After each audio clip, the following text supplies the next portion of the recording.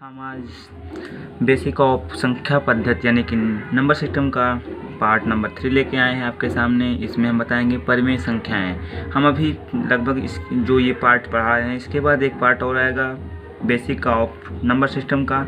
उसके बाद tricky mathematics के कुछ आधारित क्वेश्चन बताएंगे, जिससे कि आपको नेवी, एयरफोर्स एंड एसएससी के एग्ज़ाम में आपको सहायता मिलेगी।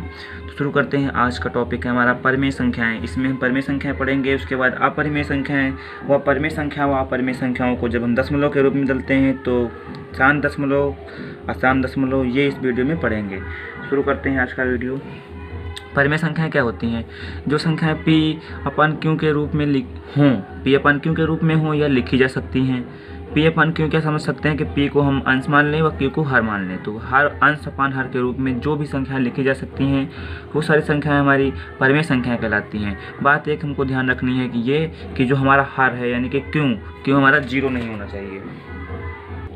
क्यों हमारा जीरो नहीं होना चाहिए, यानी कि हर में हमारा जीरो नहीं होना चाहिए। कोई भी संख्या हो जो पी अपन क्यू के रूप में लिखी जाए और हमारा क्यू जो हो जीरो ना हो, तो वो सारी संख्याएं हमारी परिमेय संख्या कहलाती हैं। जैसे कि उदाहरण देख सकते हैं हम, उदाहरण के रूप में देख सकते हैं जैसे कि 5/9 हमारा है, पी अपन क्यू है, और हमारा 10/20 है, 1 2 3 4, ये सारी संख्याएं परिमेय संख्याएं होती हैं। आप लोग क्या सोच रहे होंगे ये कि 5/9 तो हमारी परिमेय संख्या पी अपन क्यू के रूप में लिखी हुई है, यानी कि अंश अपान हर के रूप में लिखी हुई है, लेकिन ये भी लिखी हुई है, ये भी लिखी हुई है, लेकिन हमने 1 2 3 4 को परिमेय संख्या क्यों कह दिया? तो अब बताते हैं कि 1 2 3 4 को परिमेय संख्या हमने क्यों कहा है। क्योंकि 1 के नीचे हम 1 मान सकते हैं, ये हमारा पी अपन क्यू के रूप में लिख गया। 2 के नीचे हम भी 1 मान सकते हैं, इसी प्रकार सब के नीचे 1 मान लेंगे तो हमारा पी अपन क्यू के रूप में लिख जाएगा। और जो हमारा क्यू यानी कि हर होगा वो जीरो भी नहीं होगा, हर हमारा जीरो नहीं होना चाहिए। यही हमारी परिमेय संख्या की शर्त है। तो परिमेय संख्या आप लोग समझ चुके होंगे कि कोई भी संख्या पी अपन क्यू के रूप में लिखी जा सके या उसको हम पी अपन क्यू के रूप में पहले से लिखी हो, वो सारी संख्याएं परिमेय संख्या कहलाती हैं। तो अब हम बात करेंगे अपरिमेय संख्याएं। अपरिमेय संख्याएं क्या होती हैं? यदि आप लोग परिमेय संख्या अच्छी तरीके से सीख गए हैं तो अपरिमेय संख्या सीखने में कोई दिक्कत नहीं होगी। वे सारी संख्याएं जिनको पी अपन क्यू के रूप में ना लिखा जा सके अपरिमेय संख्या कहलाती हैं।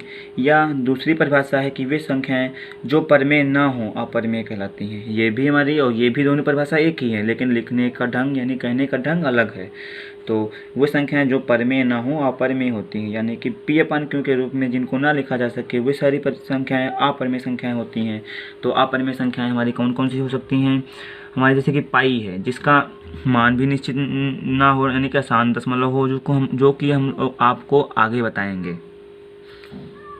तो परिमेय संख्या के उदाहरण में हम कह सकते हैं पाई है। पाई भी हमारा परिमेय संख्या है।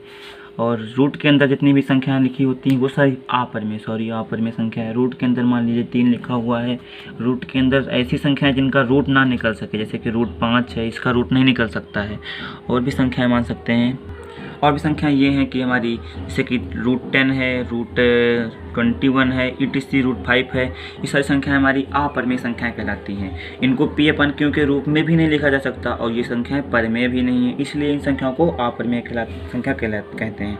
तो अपरिमेय संख्या को आपको पहचानने की तरकीब ये आनी चाहिए कि अपरिमेय संख्या हमारी जो, तो हम बता रहे थे कि रूट 4 है, इसका रूट निकल कर हमारा 2 आ रहा है, लेकिन रूट 3, रूट 5, रूट 10, रूट 21 ये सब नहीं निकल पा रहा है, इसलिए ही ये अपरिमेय संख्या है। पाई भी अपरिमेय संख्या है। आप लोग इसको याद रखिएगा, क्योंकि कभी कभी एग्जाम में पूछ लिया जाता है कि पाई है तो नीचे ऑप्शन दिए होते हुए हैं कि विषम संख्या है, सम संख्या है, परिमेय संख्या है, अपरिमेय संख्या है, तो आप उसको अपरिमेय संख्या ही टिक कीजिएगा। तो नोट पॉइंट है कि दशमलव के रूप में बदलने पर परिमेय व अपरिमेय संख्याओं के गुण क्या होते हैं। जैसे परिमेय संख्याओं के गुण क्या होते हैं?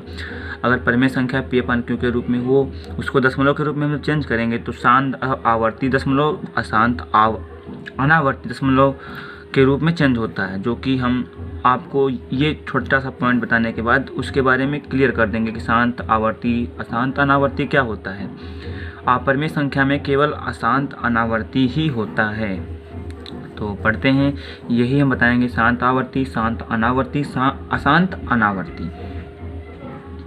जो हमने भी आपको लैंग्वेज बताया था कि सरल किया जाता है, तो सरल करने का मतलब ही हमारा भाग देते हैं।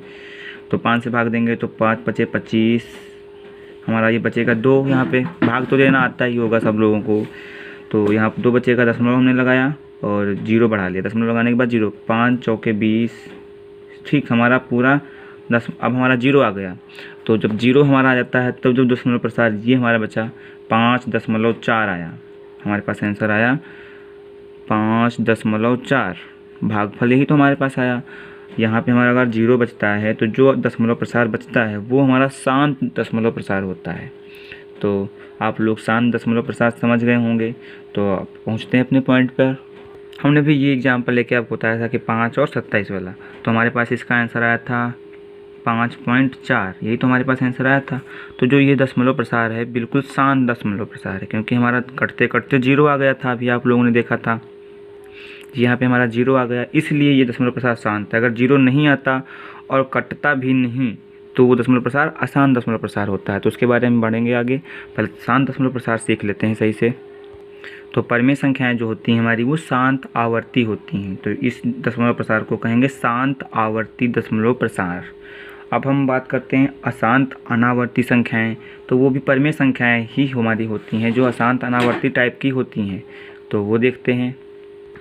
अशांत अनावर्ती संख्याएं होती हैं ऐसी परिमेय संख्याएं जिनको सरल करने पर यानी कि भाग देने पर उनका दशमलव प्रसार जो हो अशांत अनावर्ती कहलाती हैं।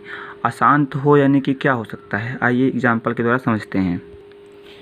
एक ले सकते हैं कि हमारे पास है 3 को, हमको 3 से 7 को भाग देना है। ये हमने एक उदाहरण ले लिया।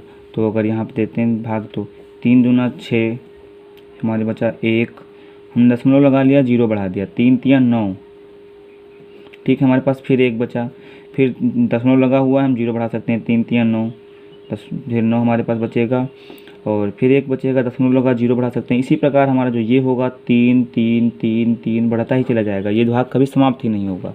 इसलिए हम इसको दर्शाने के लिए ऐसा भी कर सकते हैं, 2.3 के ऊपर एक बार लगाते हैं, ये हमारा दर्शाने का तरीका है, ठीक है।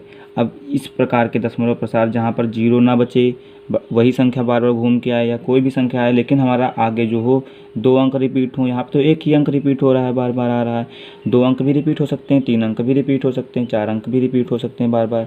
जितने अंक रिपीट होंगे उसके ऊपर हम पूरे के पूरे बार लगा देंगे। मान लीजिए कि हमारे 2 अंक रिपीट हो रहे हैं कि 4.23 ऐसे हैं, दोनों 2 3 बढ़ता हुआ चला जा रहा, तो 2 3 पर ही बार लगाएंगे। ये बार लगाना आप लोग ध्यान रखिएगा, तो कभी कभी कंपटीशन के एग्जाम में पूछ लेता है कि 2.23 है, और नीचे एग्जाम्पल दिए होंगे, वो 4 ऑप्शन दिए होते हैं कि 2 3 है कि 2 5 है, क्या है। तो ऐसे क्वेश्चनों में आपको बार लगाना ध्यान रखना चाहिए। तो आप लोग समझ चुके हैं दशमलव प्रसार अशांत कब होता है, जब दशमलव प्रसार कभी समाप्त ना हो तो वो अशांत हो। अशांत से ही हमको क्लियर हो रहा है कि शांत नहीं हो रहा है, कभी बढ़ता ही चला जा रहा है। तो हमने एग्जाम्पल लिया था 3/7 वाला, तो इसका आया था हमारे पास आंसर 2.3, ये हमारा आंसर आया था। तो ये इस प्रकार का जो दशमलव प्रसार होता है वो अशांत दशमलव प्रसार होता है। अब हम बात करते हैं अपरिमेय संख्याओं में अशांत अनावर्ती संख्याएं। अपरिमेय संख्याओं में हमारा हमेशा अशांत दशमलव प्रसार ही होता है, जो कि इसमें लिखा हुआ है। सभी अपरिमेय संख्याओं का दशमलव प्रसार ये दशमलव प्रसार अशांत ही होता है। जैसे कि हमारा पाई मान लें, पाई, ठीक है, ये भी हमारी दशमलव पाई जो हमारा है ये भी हमारी अपरिमेय संख्या ही है। तो इसका अगर हम दशमलव प्रसार देखते हैं तो कैसे आता है, देखिए आप लोग।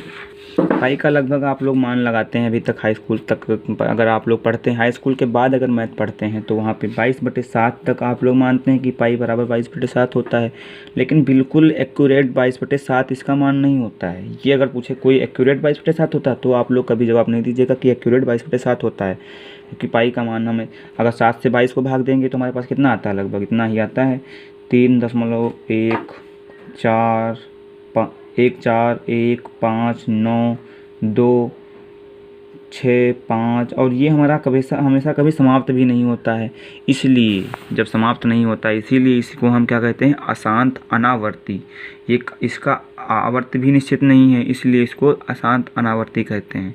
तो पाई का मान 3.14 2 अंकों तक ही रख लेते हैं, कभी कभी क्वेश्चन में आंसर हमारा आ जाता है। लेकिन अगर एक्यूरेट मान पूछा जाए तो पाई का एक्यूरेट मान निश्चित नहीं है, पाई का एक्यूरेट मान निश्चित नहीं है। 3.14 1 5 9 2 6 5 ऐसे ही आगे चलता जाता है। तो 2 उदाहरण और दे सकते हैं कि √3 है, √3 का मान भी निश्चित नहीं होता। अगर √3 का मान निकालें तो हमारा इसी प्रकार अशांत अनावर्ती आएगा। ठीक है, इस समय हमको याद नहीं आ रहा √3 का मान। इसी प्रकार हमारा आता है √5 का मान, वो भी ठीक है। तो सारे जितने भी परिमेय संख्याएं होंगी उनका मान निश्चित नहीं होता है, यानी कि वो अशांत अनावर्ती होती हैं। तो आशा करते हैं आप लोग शांत आवर्ती, अशांत अनावर्ती परिमेय संख्या के लिए व अशांत अनावर्ती अपरिमेय संख्या के लिए सीख गए होंगे। तो इनसे क्वेश्चन छोटे छोटे 1 नंबर के कभी कभी पूछ ले जाते हैं, छोटे पॉइंट है, कोई जल्दी बताता नहीं है, इसलिए हम आपको इस वीडियो में बिल्कुल बारीकी से बेसिक ऑफ नंबर सिस्टम पढ़ा रहे हैं। इस वीडियो के बाद एक वीडियो आएगा, उसके बाद हम ट्रिकी क्वेश्चन पर आधारित ट्रिकी क्वेश्चन की करेंगे, जिस पे हम अपना समय बचाएंगे कॉम्पिटिटिव एग्जाम में और सफलता पा सकेंगे। इस वीडियो को देखने के लिए धन्यवाद। अगर ये वीडियो आपको पसंद आया हो तो इस वीडियो को लाइक कीजिएगा और मेरे अपने उन छात्रों को शेयर कीजिएगा जिनको इस वीडियो की आवश्यकता हो। मेरे चैनल को सब्सक्राइब भी कीजिएगा, जिससे कि आपको इस प्रकार के वीडियो की नोटिफिकेशन मिलती रहे। वीडियो को देखने के लिए धन्यवाद।